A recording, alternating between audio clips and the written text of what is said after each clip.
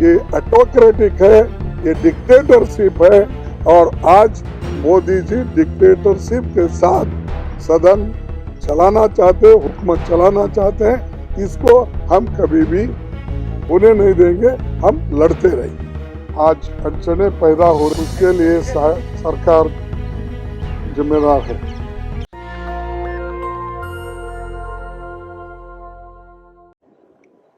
पहले तो मैं आपको ये बताना चाहता हूँ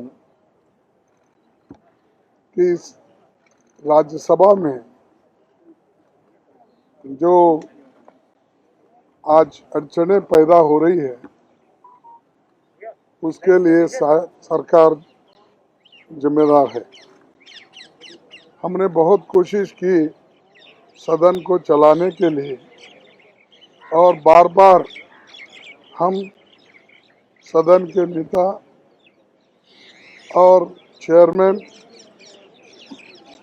दोनों को भी मिलते रहे और अपनी बात को ये रखे कि जो रूल 256 के तहत जब आप उनको सस्पेंड कर रहे हैं तो उस रूल्स के मुताबिक ही वो सस्पेंड कर सकते हैं।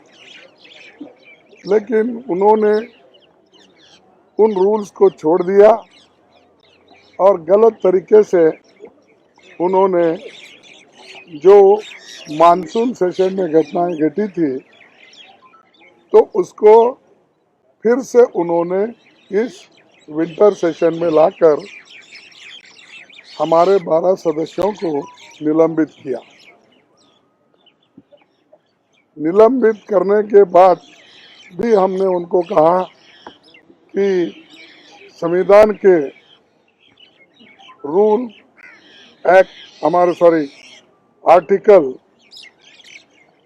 85(2)A के तहत वो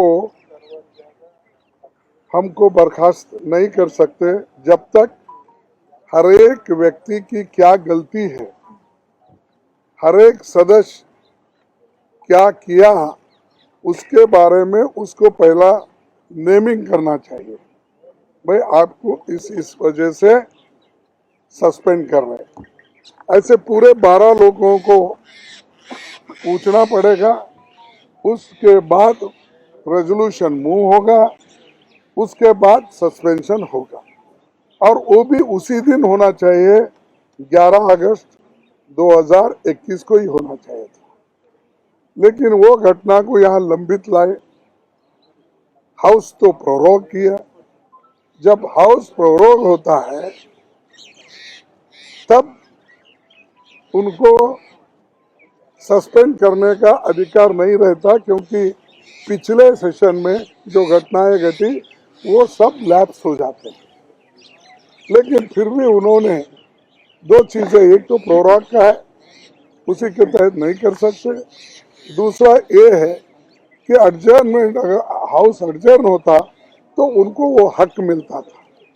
लेकिन फिर भी संविधान के तहत भी उनके कदम नहीं है और रूल्स के तहत भी उनके ये एक्शंस नहीं है।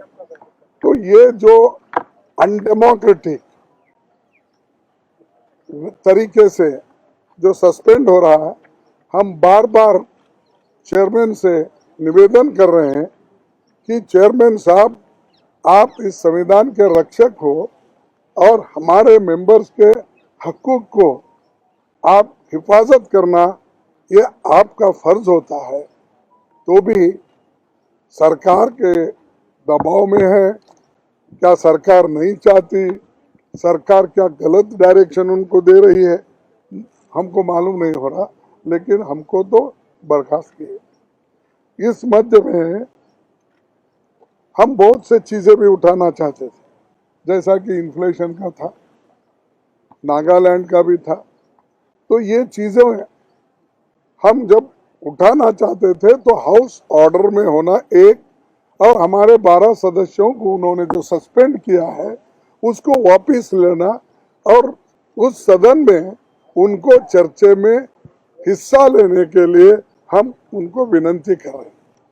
तब उन्होंने नहीं माना, बार बार अर्जन किया और हर एक एक घंटे को अर्जन करते, दिन में कम से कम 6 बार 7 बार अर्जन करते हैं। तो इससे ये लगता है कि सरकार की मंशा सदन को चलाने का नहीं है, डिस्कशन करने का उनकी मंशा नहीं है।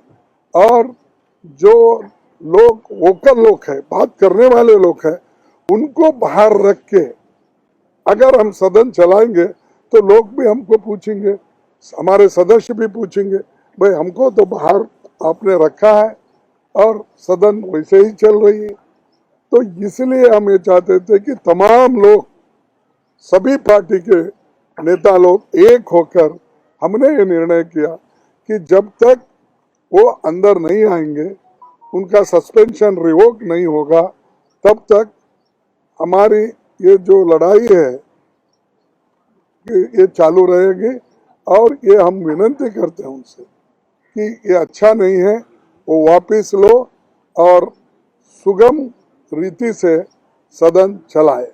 और दूसरी चीज, अगर किसी वजह से फिर भी वो हठधर्मी करते हैं तो हमको मजबूरन वहां पर जो बैठे हुए लोग हैं उनके सपोर्ट में हम तमाम लोग जाके एक दिन उपवास कर, एक दिन धरना करेंगे। और हम लोकसभा के सदस्यों को भी अपील किए हैं कि जब भी उनको मौका मिलता है कि उस धरना में शामिल हो। तो राज्यसभा के तो लोग रहेंगे ही, और राज्यसभा के साथ साथ लोकसभा के सदस्य भी वहां रहेंगे। तो ये जो हमारी लड़ाई जारी रहेगी और हमारे को दबाने की जो कोशिश चल रही, हमारी आवाज को बंद करने की जो कोशिश चल रही, उसको डेमोक्रेसी में जगह नहीं है। ये ऑटोक्रेटिक है, ये डिक्टेटरशिप है। और आज मोदी जी डिक्टेटरशिप के साथ सदन चलाना चाहते, हुकूमत चलाना चाहते हैं। इसको हम कभी भी होने नहीं देंगे, हम लड़ते रहेंगे। तो इसके बाद हमारे डीएमके नेता है, सभी नेता एक एक दो बात करेंगे, इसलिए मैं उनसे रिक्वेस्ट करूंगा कि वो अपनी बात रखें। नेशनल दस्तक की आपसे गुजारिश है कि अगर इसको बचाना चाहते हैं तो नेशनल दस्तक को सब्सक्राइब करने के लिए रेड कलर के सब्सक्राइब बटन को दबाएं, फिर बेल आइकन की घंटी दबाएं। नेशनल दस्तक को बचाने के लिए बहुत जरूरी है कि हर खबर को शेयर करें, लाइक करें, कमेंट जरूर करें।